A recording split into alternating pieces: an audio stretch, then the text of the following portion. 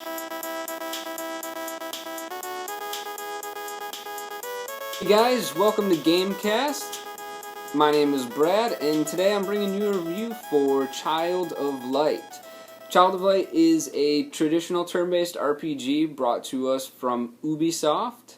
It's $15, and pretty much any platform that you want it on for home consoles you can get it on. So PlayStation 4, PlayStation 3, Wii U, Xbox, and Xbox One, and they did just announce not too long ago that it's also going to be coming for the PlayStation Vita. So, if you want to take it on the go, you're going to be able to do that pretty soon, which is pretty cool. Now, Ubisoft developed this game, and they are using their UbiArt engine. So right off the bat, you just have to know the game is gorgeous. You're going to see a few pictures throughout, and everything just looks so unbelievably beautiful. They took a lot of time making sure that everything looks just right. And, like Rayman Origins and Rayman Legends uses the same engine, and those games just look fantastic too. And with those games, they're so fast-paced that you kind of miss a lot of the things.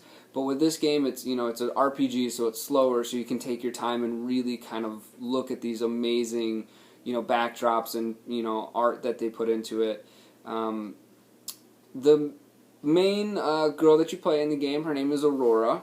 And then the other kind of main character you see a lot is this little firefly character that you meet, right at the very beginning of the game. His name is Igniculus. You can kind of say it differently. That's how I say it. But he's a little firefly dude that kind of flies around with you, and you use him for certain puzzles and stuff like that in the game.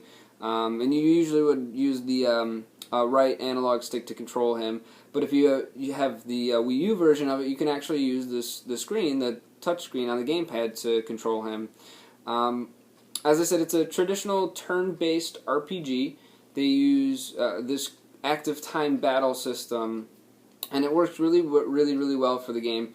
So when you get to your turn, basically, you have this little red bar at the very end of the active time battle bar that's called the cast bar.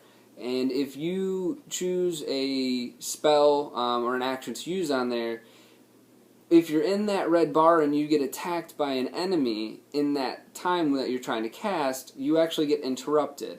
But the same is also true for the enemies. If you attack them while they're in that red bar, they also get interrupted. And that actually helps out, and you really got to pay attention to that when you're playing around in the game, so you can actually make sure that some of the boss fights, you really got to pay attention to that, so you can make sure that you're interrupting them and you're not taking the interruptions yourself, and you're making sure that you're kind of safe when you're doing that. So, with all RPGs, you get experience after each battle, pretty standard, along with some items, and you get the skill trees for each of the characters, and there's a couple extra characters that you can find throughout the game that'll help you help Aurora through their kind of stuff, and they all have their own little storylines, and the skill trees in the game, they aren't really all that great, but the thing is it doesn't need to be.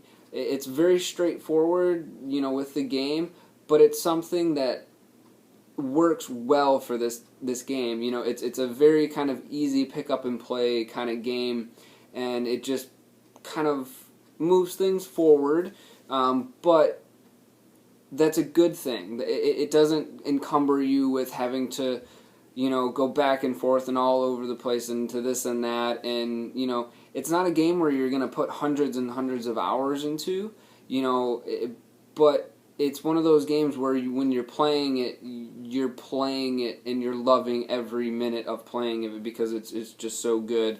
There's also a crafting system in the game. Again, very simple, and it works pretty well. The only thing I don't really like is that you can do microtransactions with it, so you can buy stuff off of the networks, and I'm not a fan of that stuff. I don't really like that. I think it's kind of cheating, in my opinion. But to each his own. If you want to spend the extra, few bucks to buy some of that stuff, you can do that. There's only one little slip up with that I had with the game is sometimes when you're doing some of the puzzles and when you're trying to get on some of the paths, it's Aurora kind of might not grab onto something the right way, or she might walk up the wrong path really quick. But it's very, very minor. It's very, very slight. it's just a really, really great game overall. I mean, they did an absolutely fantastic job with this one. I think Ubisoft really did a good job with taking its time on this game. You know, it's only $15 and it's worth every penny for sure. If you're an RPG fan, I highly, highly recommend picking this one up. I'm going to give this one 4.5 stars out of 5. And with that, I'm going to sign off, and you guys are going to go play the game, right? I'm telling you, you're going to play the game. No, I'm just kidding. You guys, you can buy it, you can do whatever you want. I don't care. But it's definitely worth it, guys. Go play the game. Pick it up. It's definitely good. Download it onto whatever console you want. But definitely check it out. If you're an RPG fan, you're going to love it. See you later, guys.